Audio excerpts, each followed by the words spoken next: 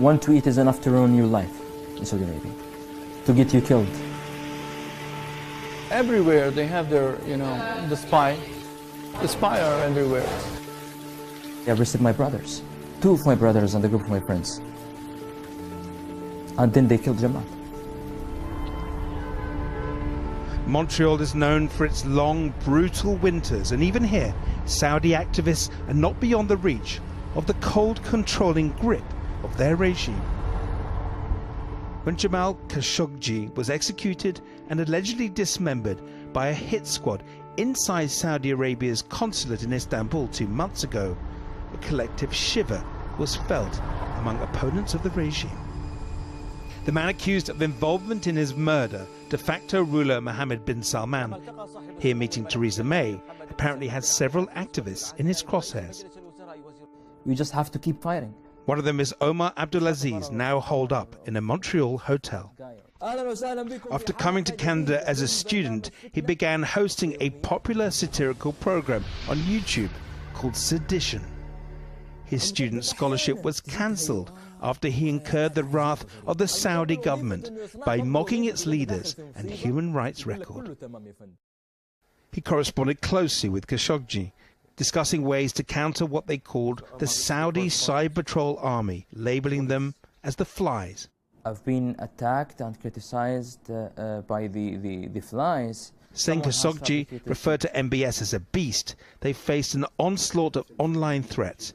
And Omar says he later learned his phone was being hacked, he believes, by the Saudi authorities.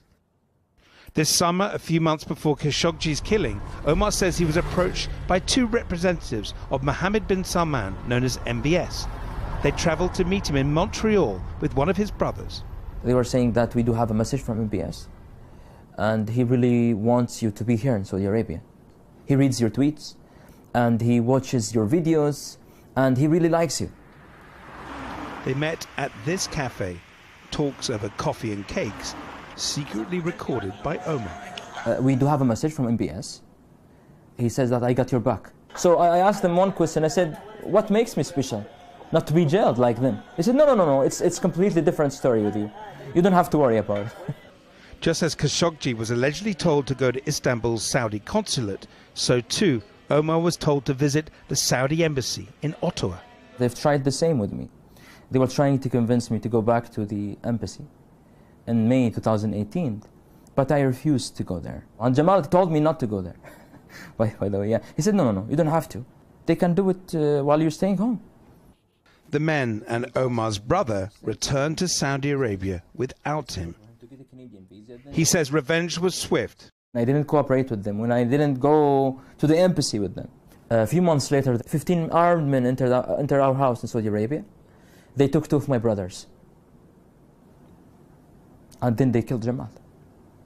According to international human rights groups, many Saudi activists, including several women, have been detained and tortured in Daban prison. One of the worst prisons in Saudi Arabia. Omar says his brother is among them. And now they're torturing him because he's my brother.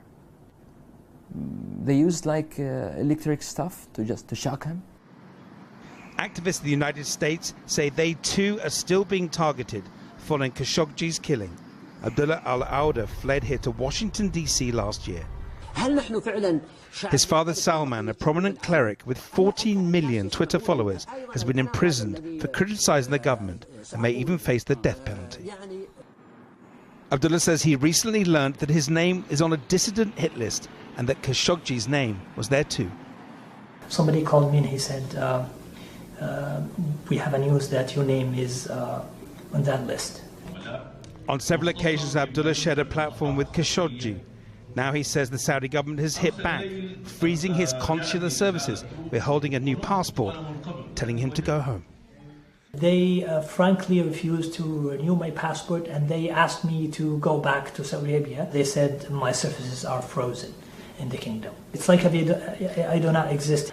60 to 80,000 Saudi students in the United States. Ali Al-Ahmed is a Saudi journalist in exile.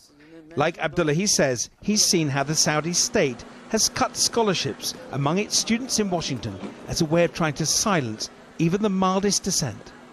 You're talking about hundreds of them who have not gotten their passport renewed and their scholarship cut. They have the fear of that they will end up in prison. Right now, if you go to prison, you're going to prison for a long time and you'll be tortured or maybe even executed. It's like Saddam's approach. Your cousin was in this dissident, then you are a dissident. It's alleged that the crackdown is being conducted through the Saudi embassy in Washington. This diplomatic mission is also accused of playing a part in the plot to lure Khashoggi to Istanbul. Jamal Khashoggi was sent to Turkey from here. Here they told him to go to Turkey to finish his paperwork because his wife is Turkish and she lives there, so it has to be that consulate. This Saudi embassy told him that, and they are responsible.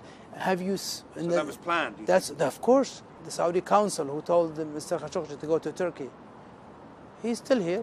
He's not been asked any questions. He's not been summoned. The ambassador to Washington is Mohammed bin Salman's brother, Khaled. Now back in Saudi Arabia, he's rejected the accusation that he told Khashoggi to go to Turkey, tweeting this statement. But Omar insists he played a key role. They knew that Jamal was trying to get some papers, so they could convince him to go to Turkey, basically. Even the ambassador, he knew it. Some people also told me that you can get these documents online. You don't have to visit any consulate or embassy. So it was planned. Spying are everywhere, not only, especially in students. Haroon is among several Saudis now seeking asylum in Canada because of growing concerns over security in the US. He previously worked at the Saudi consulate in Houston, Texas, and says he's witnessed the ongoing intimidation campaign firsthand. One of a student in America, he called me and he said that my scholarship is, they canceled my scholarship. They just heard me in the college talking about politics. So they called him and they said, you have to go back to Saudi Arabia. The student in question refused to go back and is now seeking asylum, joining a widening group of vocal opponents in exile. It's not about my brothers and friends. It's about thousands of prisoners in Saudi Arabia. I'm not going to stop. Even if they release my brothers and friends today, tonight, I'm not going to stop doing what I'm doing.